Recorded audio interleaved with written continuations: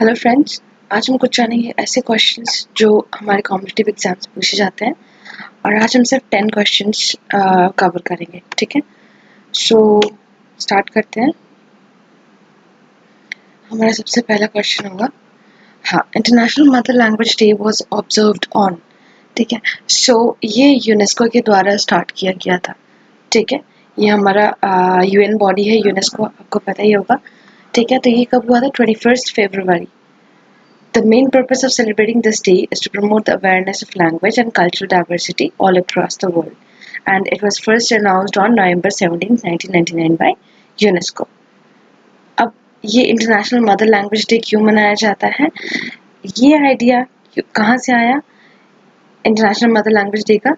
ये इनिशिएटिव बांग्लादेश ने उठाया था। ठीक है, इन Bangladesh 21st February is the anniversary of the day when Bangladesh fought for recognition for the Bangla language.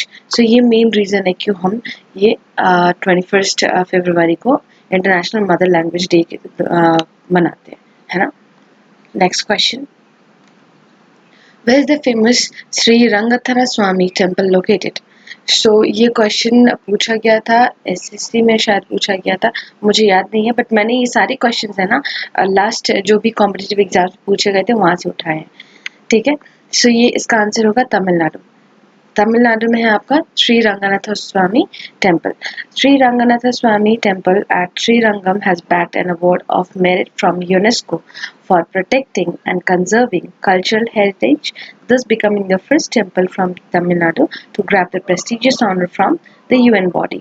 ठीक है, तो इस टेम्पल को एक ऑनर भी मिल चुका है यूएन बॉडी के द्वारा। वो जो यूएन बॉडी कौन है? यूनेस्को।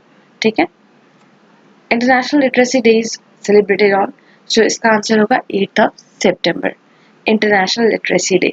सो आइए हम जानते हैं इसे क्यों मनाया जाता है। The international literacy day is celebrated on 8 सितंबर every year throughout the world. On this day in the year 1965, the World Congress of Ministers of Education met in Tehran for the first time to discuss the program of education at the international level. इसी तारीख को हमारे सारे जो भी education ministers हैं वो Tehran में मिले थे एजुकेशन प्रोग्राम को समझने के लिए, डिस्कस करने के लिए। इसीलिए 8 सितंबर को हमारा इंटरनेशनल लिटरेसी डे मनाया जाता है। ठीक है, बाकी ऑप्शंस पे आते हैं। 8 मार्च को क्या होता है? International women's day. 21 अप्रैल को हम क्या मनाते हैं? नेशनल सिविल सर्विसेज डे 21 अप्रैल को मनाते हैं। ठीक है, और 23 अप्रैल को हम क्या मनाते हैं? 21 अप्रैल को और एक दिन आता है। ठीक है, 21 अप्रैल को world creation and innovation day आता है। क्रिएटिविटी एंड इनोवेशन डे 21 अप्रैल को आता है। दो चीज़ आते हैं। इसके बाद मेन है आपका सिविल सर्विसेज डे 21 अप्रैल, और 23 अप्रैल को हमारे क्या आता है? The first ever world book day was World Book and Copyright Day आता है आपका 23 अप्रैल को. It was celebrated on 23 April 1995. The date is decided by UNESCO as it was also the death and the birth anniversary of William Shakespeare, world famous author. So इन्हीं का death anniversary के दिन हम क्या मनाते हैं? World book and copyright day.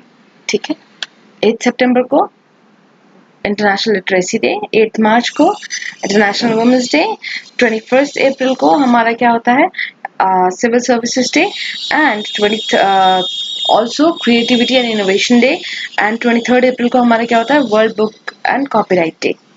ठीक है, next, which UN body confers the literacy prize? So literacy prize कौन देता है? ये यूएन बॉडी ही है, ये सारे यूएन बॉडी है, यूनेस्को, यूनिसेफ, WHO, FAO. ठीक है, सो इसका कौन देता है? यूनेस्को देता है. ठीक है, next, which city is called the marvellous city? So marvellous city हम किसे कहते हैं? Rio de Janeiro. Option number C, Rio de Janeiro. ठीक है, अब ये कहाँ है रियो डी जेनेरियो? ये ब्राजील में है. ब्राजील का कैपिटल क्या है? ब्राजीलिया. और अगर ऑप्शन नंबर ए देखे तो क्वालालंपुर मलेशिया का कैपिटल है. और सिंसिनाटी ये ओहियो सिटी में आता है. ठीक है, ये ओहियो सिटी में आता है Cincinnati. Next, which Indian city is the first to make it to the UNESCO world heritage list? कौन सा ऐसा इंडिया का शहर है जो सबसे पहली बार यूनेस्को के वर्ल्ड हेरिटेज लिस्ट में आया था? तो इसका आंसर होगा कोलकाता, दिल्ली, चेन्नई, कोई भी नहीं, none of the above. UN Cultural Agency UNESCO on 8th July 2017 declared the 600-year-old walled city of Ahmedabad as the World Heritage City. इसका आंसर क्या होगा? Ahmedabad, the first Indian city to make it to the list. Where is the World Book and Copyright Day celebrated? So अभी हमने बात किया था World Book and Copyright Day. So it is celebrated on 23rd of April. Option number B क्या है? Day of death of servants. And Shakespeare death date, all of the above. So इसमें क्या होगा? 23rd April is a symbolic date for world literature. It is on this date in 1616 that Cervantes, Shakespeare, and Inca Garcilaso de la Vega all died. So इतने बड़े बड़े authors, मतलब एक दिन इतने मतलब इस दिन में मतलब इसी दिन को इनका डेथ हुआ था, ठीक है। इसीलिए यूनेस्को के द्वारा इस दिन को डिसाइड किया गया as a world book day मनाने का, ठीक है। Coming to the next question, World Philosophy Day was first celebrated on which date? So World Philosophy Day कब मनाया गया? 21 नवंबर 2002, ठीक है। ये भी यूनेस्को के द्वारा ही कंसीव किया गया। इसको पहली बार कब मनाया गया था? 21 नवंबर 2002, और ये हर तीसरे थर्सडे को मनाया जाता है। नवंबर मंथ में हर तीसरे थर्सडे को मनाया जाता है। Which site has been inscribed as India's first mixed World Heritage Site on UNESCO World Heritage List? So इसका आंसर होगा Kanchenjunga National Park, which is in Sikkim. It has been inscribed as India's first mixed World Heritage Site on UNESCO World Heritage List by fulfilling the nomination criteria under both national and cultural heritage. UNESCO has declared Bihar's much-awaited ancient site around 98 km away from Patna as a heritage site on 16 July 2016. Which one of the following are UNESCO heritage sites in Bihar?